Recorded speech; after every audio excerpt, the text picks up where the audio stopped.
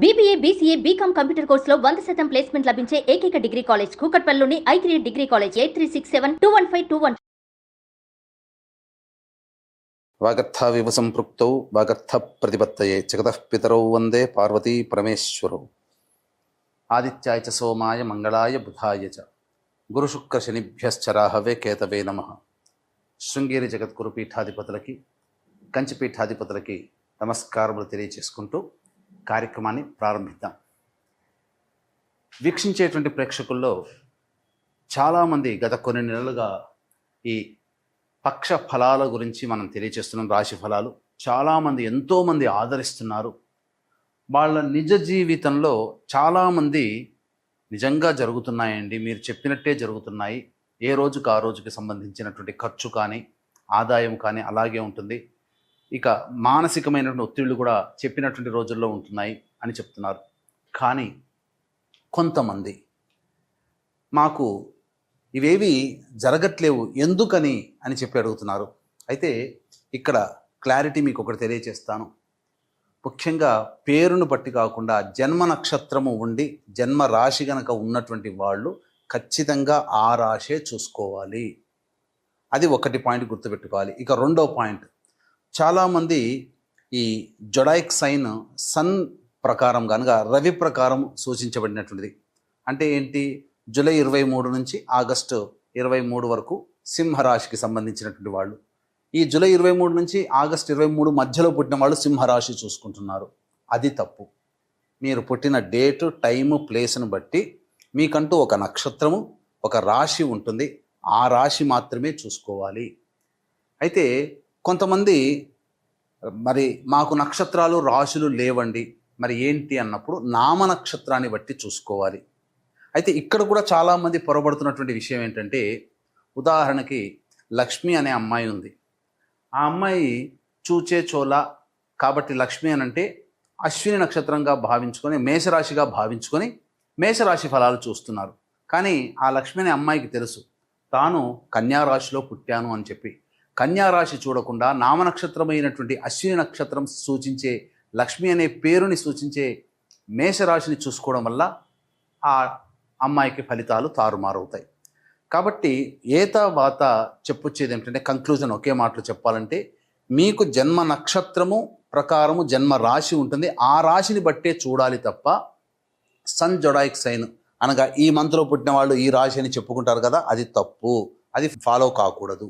అలాగే మీకు జన్మ నక్షత్రము జన్మ రాశి తెలియకపోతేనే అప్పుడు నామ నక్షత్రాన్ని బట్టి చూసుకోవాలి.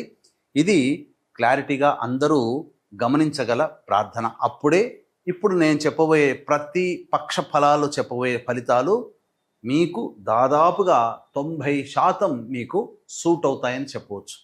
ఇక గమనించుకున్నట్లయితే 12 రాశులకి సంబంధించినటువంటి ఫలితాలు మనం తెలుసుకునే ముందు ఈ యొక్క జూన్ 1వ తారీఖు నుంచి 15వ తారీఖు వరకు గ్రహ సంచారం ఏ విధంగా ఉందో తెలుసుకుందాం. యాజ్ యూజువల్గా శని మీనరాశిలో, రాహు కుంభరాశిలో, కేతు సింహరాశిలో, అలాగే శుక్రుడు మేషరాశిలో మరియు వృషభ రాశిలో రవి సంచారము, 6వ తారీఖు వరకు బుధుడు వృషభ రాశిలో, 7వ తారీఖు నుంచి బుధుడు మిథున రాశిలో, అలాగే గురువు మిథున రాశిలో, కుజుడు 6వ తారీఖు వరకు కర్కాటక రాశిలో, తదనంతరం 7వ తారీఖు నుంచి కుజుడు సింహరాశిలో మరియు కేతు కూడా సింహరాశిలోనే సంచారం చేస్తున్నాడు. కాబట్టి దీన్ని బట్టి ఫలితాలు ఆయా రాశుల వారికి ఏ విధంగా ఉండబోతుందో మనం తెలుసుకునే ప్రయత్నం చేద్దాం. ద్వాదశ రాశులలో భాగంగా 9వదైనటువంటి ధనుస్సు రాశిలో జన్మించినటువంటి వారికి జూన్ 1వ తారీఖు నుంచి 15వ తారీఖు వరకు ఏ విధంగా ఉండబోతుందో తెలుసుకునే ప్రయత్నం చేద్దాం. ఇక ఈ రాశిలో జన్మించినటువంటి వారికి 3వ స్థానంలో రాహు యొక్క సంచార ప్రభావం సంపూర్ణముగా అనుకూలంగా ఉండడం అన్ని విధాలుగా యోగదాయకంగా ఉంటుంది. నూతన వ్యక్తుల పరిచయము, తద్వారా సంఘంలో మీకు పేరు ప్రతిష్టలు పెరుగుతాయి. అవసరమైనటువంటి సమయానికి మీకు సహాయ సహకారాలు అందించే విధంగా మీ పరిచయాలు ఉంటాయని చెప్పవచ్చు. ఇక 4వ స్థానంలో మీనరాశిలో శని సంచారం చేస్తున్నటువంటి కారణం చేత అర్ధాష్టమ శని దోష ప్రభావం ఈ రాశి వారికి ప్రారంభమైంది. ఈ కారణం చేత చేస్తున్నటువంటి వృత్తి ఉద్యోగాల్లో పలు కీలక మార్పులు చోటు చేసుకుంటాయి. ముఖ్యంగా శారీరక శ్రమ, మానసిక ఒత్తిడి బాధ్యతలు పెరగడం కంటే కూడా ఎక్కువ శ్రమించాల్సినటువంటి పరిస్థితి వస్తుంది. ఎంత కష్టపడ్డా ఫలితం అంతంత మాత్రమే. వ్యాపారంలోనైనా కానీ, ఉద్యోగంలోనైనా కానీ, వృత్తిలోనైనా గమనించగలరు. రుణాలు చేయాల్సినటువంటి పరిస్థితి వస్తుంది. ఇక మేషరాశిలో శుక్రుని యొక్క సంచార ప్రభావం వలన సంతానపరమైనటువంటి విజయం మీకు ఆనందాన్ని కలగజేస్తుంది. మరీ ముఖ్యంగా స్త్రీ సౌఖ్యం ఉంటుంది. ఆనందకరమైనటువంటి జీవితాన్ని పొందుతారు. సంఘంలో మీ హోదాని పెంచే విధంగా మీరు చక్కగా మీ డాబుసరితనాన్ని చూపించుకుంటారు. అనగా చక్కటి వస్త్రధారణ, గొప్పగా కనబడడం కోసం మీరు గృహోపకరణాలని కొనుగోలు చేస్తారని చెప్పవచ్చు. ఆభరణాలు కూడా మీరు కొనుగోలు చేయవచ్చు. ఇక వృషభ రాశిలో రవి యొక్క సంచార ప్రభావము మీకు సంపూర్ణమైనటువంటి యోగదాయకంగా ఉంటుంది. నిరుద్యోగస్తులకి చాలా శుభవార్త, ఉద్యోగం పొందుతారు. అలాగే బుధగ్రహ సంచార ప్రభావం కూడా మీకు కలిసి రావడం, కాంట్రాక్టర్లు, గవర్నమెంట్ కాంట్రాక్టర్లకైతే అనూహ్యంగా రాదు అనుకున్నటువంటి కాంట్రాక్టు మీ సొంతమవుతుంది. ఆల్రెడీ ప్రభుత్వం నుంచి రావాల్సినటువంటి బిల్లులు శాంక్షన్ అయి మీకు డబ్బు చేకూరుతుంది. అన్ని విధాలుగా ఆనందదాయకంగా ఉంటుంది. ముఖ్యంగా ఫైనాన్స్ చేసేటువంటి వాళ్ళకి ధనము చాలా గొప్పగా వస్తుంది. రుణాలు మీకు శాంక్షన్ అవుతాయని చెప్పవచ్చు. హౌసింగ్ లోన్స్ కానీ, పర్సనల్ లోన్స్ కానీ, వెహికల్ లోన్స్ కానీ, ఏదైనా కానీ ఒక మంచి మెస్మరిజం అంటే ఒక గొప్ప ఊహించని మార్పు మీ జీవితంలో ఈ వృషభ రాశిలో రవి బుధ సంచార ప్రభావం. అయితే ఈ బుధుడు 6వ తారీఖు వరకు మాత్రమే ఉపయోగిస్తున్నాడు. 7వ తారీఖు నుంచి మీరు తీసుకునే నిర్ణయాలు మీకు అనుకూలంగా ఉండవు. గుర్తుపెట్టుకోండి. మీ యొక్క ఆలోచన చేసేది ఒకటైతే జరిగేది ఇంకొకటిగా ఉంటుంది. ఈ కారణం చేత ఇబ్బందికర పరిస్థితులు, ఆరోగ్యం పట్ల శ్రద్ధ వహించాల్సినటువంటి పరిస్థితి, విలువైనటువంటి వస్తువుల్ని కోల్పోతారు 7వ తారీఖు నుంచి అని చెప్పవచ్చు. ఇక గురుగ్రహ సంచార ప్రభావం మీకు సంపూర్ణంగా యోగాన్ని కలగచేస్తుంది. ఏ పని అనుకున్నప్పటికీ కూడా ఆ పనులలో మీకు ఎదుటి వాళ్ళ సహాయ సహకారాలు మీకు పనికి తగ్గట్టుగా లభించడం వలన మీ పనులన్నీ కూడాను పూర్తి చేసుకుంటారు. అయితే 6వ తారీఖు వరకు కుజగ్రహ సంచారం కర్కాటక రాశిలో ఉన్నటువంటి కారణం చేత పలు అనారోగ్య సమస్యలు మిమ్మల్ని చుట్టుముడతాయి. కాస్త ఇబ్బందికరంగా ఉంటుంది. కానీ 7వ తారీఖు నుంచి కుజుడు సింహరాశిలో మరియు కేతువు కూడాను సింహరాశిలో సంచారం చేస్తున్నటువంటి ఈ కారణం చేత ప్రధానంగా రాజదండన అనగా ప్రభుత్వపరమైనటువంటి బిల్స్ని కట్టాల్సినటువంటి రావడం, ప్రభుత్వపరముగా మీకు కొంత ఇబ్బందులు రావడం అనేటువంటిది జరుగుతుంది. ప్రభుత్వ ఉద్యోగస్తులకి, ప్రభుత్వంతో పనిచేసేటువంటి కాంట్రాక్టర్లకి కొంత ఇబ్బందికర పరిస్థితులు అనేటువంటివి ఉంటాయి. ఇది ఏతావాత ఈ 1వ తారీఖు నుంచి 15వ తారీఖు వరకు నవగ్రహాలు మీకు అనుకూలించని విధానం మనం తెలుసుకోవచ్చు. ఇక ఈ రాశిలో జన్మించినటువంటి మహిళలు ముఖ్యంగా మీకు గౌరవానికి ఏమాత్రం లోటు ఉండదు. అన్ని విధాలుగా కోల్పోయిన చోట మళ్ళీ తిరిగి గౌరవాన్ని పొందుతారు. ఎక్కడికి పోయినా మీకు పెద్ద పీట వేస్తారు. అయితే ఇక్కడే మీరు గమనించుకోవాలి, మీకు గొప్ప బహుమానం ఏంటి అని అంటే గౌరవం. కానీ ఆ గౌరవం వెనకాల ఉన్నటువంటిది మీ చేత పనులు చేయించుకోవాలనే స్వార్థ బుద్ధి ఇతరులకు ఉంటుంది. తద్వారా చాలా మటుకు అది తెలుసుకోలేకపోవడం వల్ల చాలా మటుకు మీరు నష్టపోతారు. కాబట్టి జాగ్రత్తలు పాటించండి. ఎవరు మీ వారు, ఎవరు కానివారు అనే విషయాన్ని తెలుసుకొని మీరు ఏదైనా హామీలు ఇస్తే ఇవ్వండి తప్ప అనవసరమైనటువంటి వివాదాల జోలికి వెళ్ళకండి. అనవసరముగా ఇతరుల సమస్యల్లో జోక్యం చేసుకోకండి. మీకే బాధ్యతలు పెరుగుతాయి, నష్టం కలుగుతుంది, ధన నష్టం కలుగుతుంది. ఈ రాశిలో జన్మించినటువంటి మహిళలకి వివాహం జరుగుతుంది. అలాగే సంతానం కోసం ఎదురు చూసేటువంటి మహిళలకి చక్కటి సత్సంతాన ప్రాప్తి కలుగుతుంది.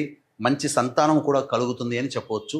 ఏతావాత ఈ విధంగా ఉంటుంది. ఇక గమనించుకున్నట్లయితే 1వ తారీఖు నుంచి 15వ తారీఖు వరకు ఏ విధంగా ఉండబోతుందో తెలుసుకునే ముందు వీక్షించేటువంటి ప్రేక్షకులకి గమనిక, మహాజ్యేష్ఠ పౌర్ణమి, జ్యేష్ఠమాసం బుధుడికి సంబంధించినటువంటిది. అలాగే బుధవారము బుధుడు అధిపతి. ఆ రోజున జ్యేష్ఠ పౌర్ణమి రోజున జ్యేష్ఠ నక్షత్రము బుధుడు అధిపతి కావున ఇటువంటి అద్భుతమైనటువంటి మహాజ్యేష్ఠ పౌర్ణమి రోజున ఏ దేవతని మనం కొలుస్తామో ఆ దేవత యొక్క సంపూర్ణ దివ్యానుగ్రహం మనకు కలుగుతుంది.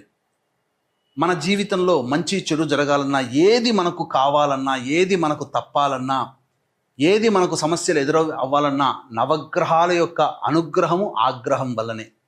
కాబట్టి ఇట్టి నవగ్రహాల యొక్క సంపూర్ణ దివ్యానుగ్రహం కోసం సంపూర్ణ నవగ్రహ శాంతి మరియు జాతకరీత్యా కలుగు విద్య, వివాహ, ఉద్యోగ, దాంపత్య, అనారోగ్య సమస్యల నివారణకి సర్వదోష నివారణ పూజలు, హోమాలు అనేటువంటివి 11వ తారీఖు రోజున జరిపించి శక్తిపాతము చేయబడినటువంటి కరుంగలి మాలని మీకు అందివ్వడం జరుగుతుంది.